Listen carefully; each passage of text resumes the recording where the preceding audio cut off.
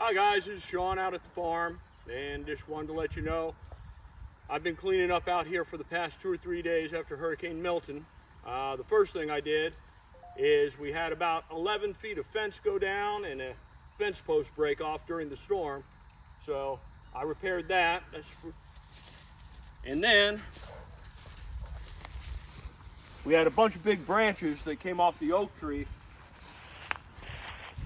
And I've been burning them here. I've been burning them in a pile here.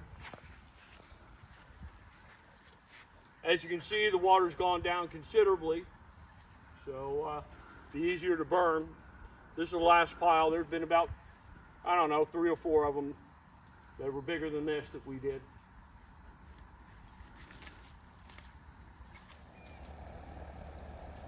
Another project I've been working on is getting the bamboo off the trailer, and as you can see, I've been piling it up over here and cutting it down, getting it ready to go back to be made into biochar.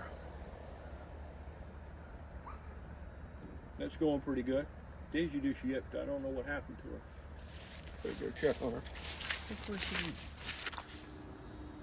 And another thing that happened during the storm is the washer went out, so we had to get another washer and dryer.